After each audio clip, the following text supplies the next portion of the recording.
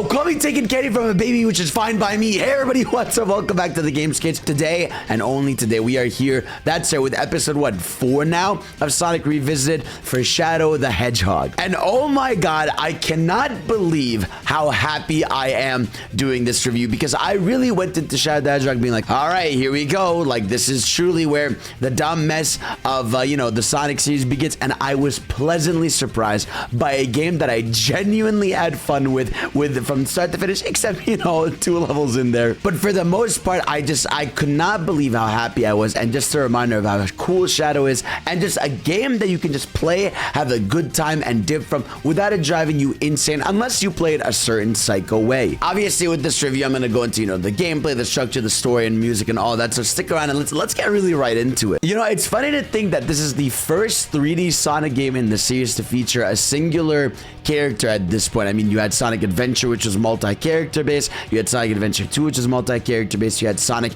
Heroes, which is multi-character based. And then right after, in terms of obviously a 3D game, you get a game structured around one character, and that character is the ultimate life form, Shadow the Hedgehog. Supposedly supposed to, be gone after Sonic Adventure 2, but the man was too popular, right? And this is the time where edge and angst and movies and things need to be gray and explosive and guns and everything. You were seeing a lot of platformers try to get their gritty, serious games, right? And then came Shadow the Hedgehog as an idea. Can you just sit down and think for a second, just watching this intro, how fucking crazy the inherent existence of this game is? I mean, we're talking about a game like, look at this intro. You're seeing motorcycle explosions. You're seeing Shadow gun down a bunch of soldiers. You're seeing the end of it where Sonic is, dying on the floor as Shadow moves around. It is so psycho. Like, this thing could not have even existed today. And the fact that it even exists in the first place, to me, is such a blessing. And I feel like that's what makes this game so special, is the fact that it could only be a product of its time and could never happen, at least in this way today. Now, let's start with talking about the gameplay, right? I would say this game is definitely the most different in terms of a 3D Sonic. Obviously, 3D Sonic games, they're meant to be, these more movement-based platformers. But obviously, Sega at the time was not really into just having full speed levels, right? They were doing different stuff across the games. And I feel like this game 100% takes away from the speed. I mean, you have some moments where you're running through things, but for the most part, this is more of a third-person shooter action game with some platforming. I mean, there's definitely a lot of platforming, don't get me wrong, but it is not really speed-based. This game is not about getting to the objective as fast as possible. It is really about, playing the game and the structure the way, obviously, you want it. We'll talk about the structure. That's its own thing. But gameplay-wise, I would say Shadow's movement in the first place is kind of weird. Like, he feels a little stiff when you try to move him around. He doesn't feel too good. The homing attack is sort of okay. I mean, you really gotta, lock in when you get the homing attack. And I don't know why the spin dash just keeps getting worse and worse as the games go on. Like, there's almost no reason to use the spin dash in the game. It doesn't even make sense how you move around with it. But for the most part, Shadow is a little stiff controls, but obviously this game is also a shooter, and I guess we have to talk about that aspect of it. So a lot of the game, you're fighting some enemies and they will drop a weapon, right? Obviously, if you're fighting an alien, you'll get like an alien gun. If you're fighting a soldier, you'll get a regular gun.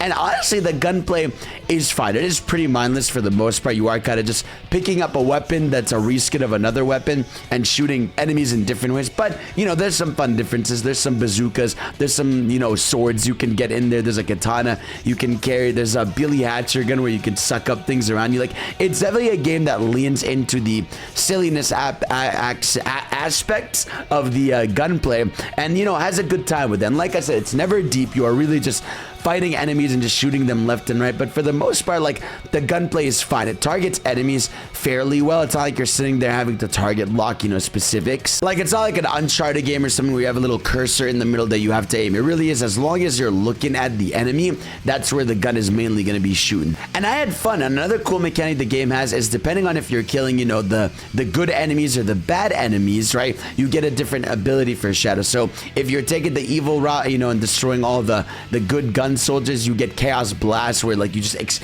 blow up everything around you, have unlimited ammo. But if you destroy all the enemies, you get, I guess, chaos control or chaos zoom or whatever, where like you literally just go flying through a level with Shadow. I'm not even exaggerating when I say you could skip an entire level doing this. In fact, I think the final level of the game, I was able to do this glitch where you could like pause and keep going through the level and just kind of zoom past the whole thing, and it's kind of crazy. And you get some of your Sonic stuff in the sense, like I said, you have some cool platforming aspects. There is vehicle driving, but it's like very limited and rare for the most part. You run through some areas, you do some little platforming, you do some shooting. So gameplay wise, it's fun. It's nothing crazy, it's nothing innovative for Sonic, but it's something that's so stupidly enjoyable that for the most part you can get through levels gameplay wise without getting frustrated. And where the joy and frustration might come from for you is the structure of this game, because just like the games that came before, right, this is the thing that Sonic wanted to do and Sega wanted to do, where they wanted you to replay these games in different ways to get the true ending. Right now, in this game's case, I don't think it's worth it, right? The way you get the secret ending of this game, Super Shadow Fight, is by completing the game 10 times, which I feel like is inherently psychotic. You know, I don't think any normal person would have done that. I mean, I probably, if trophies were available on PlayStation today, I guarantee you that the Shadow ending would be like a 1% trophy, because I don't think it makes sense to expect someone to play through a game 10 times, you know, to get different endings. But realistically, here's the thing, I played this game sort of the realistic way. So on stream, I went and did the true neutral route with Shadow, the true good route, and the true evil route. You know, 3 routes, and then on my own time, I went and did the other 2 routes, because there's 5 main endings, and each ending has like a different variation of it that you can get, making it 10 ending in there. But really, there's 5 different paths you can take, and that's kind of just the way I played. I played it the game that in the way I think made the most sense. Now, did I use a cheat to, you know, see what the Super Shadow ending was? Of course, but we'll talk about that when we get there. So when you're playing through levels in Shadow, you will have multiple objectives. Typically, it'll be, you know, the neutral objective will just be beat the level, right? Sometimes the good objective will be defeat all, you know, the black creatures. Sometimes the bad objective will be kill all the gun soldiers, or, you know, get, you know, destroy this thing in a level, right? It's how you're following the structure of the level that's gonna choose and dictate which path you take. Now, for the most part, I thought these objectives were pretty simple. You know, obviously, like, I played the game 5 times, so I might have not gotten every variation of attempting everything, which I don't even think is fun nor makes sense to do. Like I said, I'm not, there's no world where a game I love I'm playing 10 times. This doesn't make sense to me, right? But obviously, playing it through 5 times and getting different paths, I thought for the most part the objectives were pretty chill. I mean, sometimes it's go get 400 rings for Tails, you know, to beat through a level, and I did that pretty well. Sometimes it is kill all the enemies, which I feel like for the most part the enemies are pretty in your face. They don't really hide them too much, except for this one fucking level. Oh my god, this one level I gotta talk about. You guys know this is like an infamous level where Maria's following you because you're in a flashback, and you have to kill 40 of these what's called these chaos variants, and like they're impossible to find. It's like it's hell on earth to get through this level. But besides that level, to be frankly honest with you, I was fine pretty much in most of these. You know, for the most part, I was able, you know, to find the Chaos Emerald at the end of the level. I was able to go, you know, past it to go to a different path. I was able to destroy the structures I had to. There's a level where you have to light up these lanterns with Eggman, and that wasn't too bad. I feel like most objectives are pretty in your face as you're traversing the level, as opposed to a few levels where it can be frustrating. Like I know there was one level where I had to find all the bombs in the city to, you know, blow up, and that could be a little confusing where to go sometimes. But sometimes, you know, it was just, it took 2 or 3 tries and I was fine. I think that's the big thing I like about the game. If anything, I feel like the structure of choice makes things less frustrating, you know, because then I really do think if you're someone just playing the game and having a good time, you can kind of choose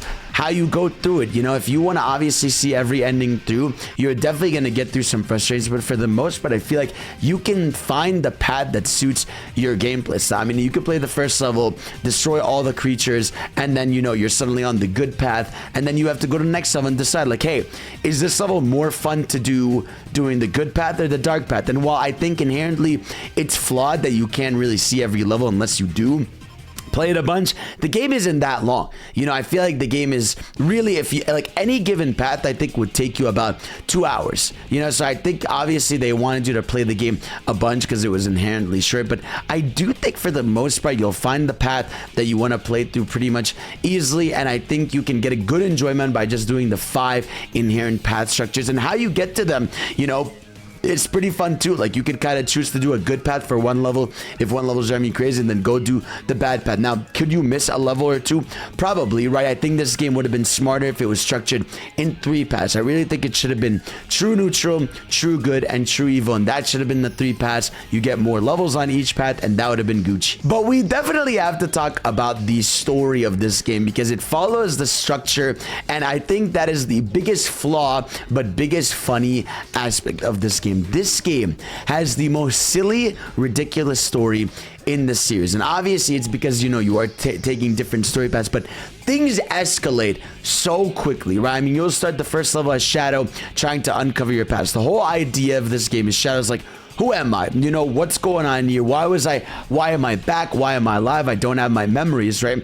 And he's basically being toyed with, I feel like, the entire game. You have Black Doom, who's trying to stray you to the bad path to destroy Earth, basically, because the humans are rotten. And then you'll have the path where Shadow's kind of doing his own thing, trying to find out who he is, and he's going to hunt down Eggman. But so many of the story paths are so funny. I mean, obviously you have the iconic moments like Shadow, you know, saying, where's that damn 4th Chaos Emerald? Or him, you know, hanging out with Sonic on the Ark and Sonic going like, hey, oh yeah. Or like the story ending where you basically kill Eggman, the story ending where you basically knock out Sonic, the story ending where I guess, you know, you just destroy everything and do your own thing. Like, there's so many different story endings, good or bad, where Shadow is doing the right thing or the wrong thing. And sometimes it doesn't even make sense. Like, there are story jumps in this game that just make zero sense. I mean, things will escalate. You'll be on one level just running around with Sonic. The next thing you know, you're just in a carnival hanging out with Tails, right? And then the next thing, you're in a computer mainframe with Vector. And I feel like the inherent design of the story structure, because of the multi-paths you could take, make no sense. I mean, sometimes you'll be in a flashback with Maria, which, okay, I guess makes sense to be in a flashback sequence. But then suddenly you'll be, you know, taking a dark path in there, and you'll be like, damn, everything is off. And you know what's crazy is, like, the final story path of the game is crazy to me, because it reveals to you that, like, Black Doom was working with Gerald back in the day to create Shadow, and that Shadow is like, has, I guess, the semen of Black Doom. I mean, not the semen, I shouldn't say that, but like, he has his seed. I mean, he tells him like, don't you feel me inside you? I'm your daddy, basically. And it's just, it's so weird, bro. Everything about this is so weird. And I mean, don't even get me started on some of the bosses, how they happen. I mean, Dr. Eggman will show up as a boss fight, but he has this like slot machine boss, but you can use the slot machine to attack Eggman. Sometimes you're just fighting gun soldiers and you're gunning them down. Sometimes you're fighting this demon and hitting its eye. Like, I think the bosses are fun, and that's the thing about this game, man. This game makes me happy. Besides a level or two that frustrated me, which is like such a step up over the insanity that drove me about Heroes, I had so much fun playing this. I was laughing at cutscenes. I was never like, this sucks. I was like, this is so funny. This is so over the top. The bosses are hella dope. The levels are pretty fun for the most part. Shadow is fucking cool and shit. I mean, look at him. He has a gun. And it's a game that, just like I said, it's just a product of its time, but it's fun. Like, and I think that's inherently what matters to me for the most part, is I had a good time playing the game from start to finish, you know, and I was so happy that for the most part levels didn't take that long and that things were a little more silly. You know, obviously it gets into a bit of a mindless territory sometimes where you're just kind of moving forward, hitting some enemies, moving forward, hitting some enemies, but it's so silly. I feel like the game knows what it is. I mean, I don't know. The developers might have been taking it seriously, but for the most part, it feels like it knows how silly it is. The Super Shadow fight, I will say, is pretty cool, to be honest with you. And I think there's a lot of levels that are really creative. I mean, I think creative-wise, there's a lot of cool aspects. Like, I like the level where you go into the database, you know, because it has a cool thing where you're going through the grid in there. I love one of the final enemies levels where the Ark is like falling apart and you're like going through these platforms. I like the level where you're running on this sewage water while Charmy's following you, because that mechanic is cool. Like, I think levels are pretty much plentiful in a lot of ways and got creative looks to them, which I think is also a thing I gave props for Sonic Heroes for having just a good aesthetic look to it. But I'm happy this game has really fun animations too. Like, everything has that nice squash and threads. There's good animations. There's fun facial expressions. It's such a fun game. I'm so happy with it. And obviously with Sonic games, like always, we got to talk about the music. And this game's soundtrack is pretty not bad. I mean, it's not like it's offensive or anything. I think, you know, there's some pretty good tracks in there. For the most part, they kind of fade into the background, but there's some very relaxing vibes in them. There's obviously, you know, the different vocal themes in there, which could go range from extreme to relaxing. So I think for the most part, music-wise, it has a good variety to it. It's not one that stands out the most, but I would say it's pretty underrated. And yeah, that's Shadow the Hedgehog, man. So obviously one of the most inherently silly games in the series, and I think an idea that we won't necessarily ever see again.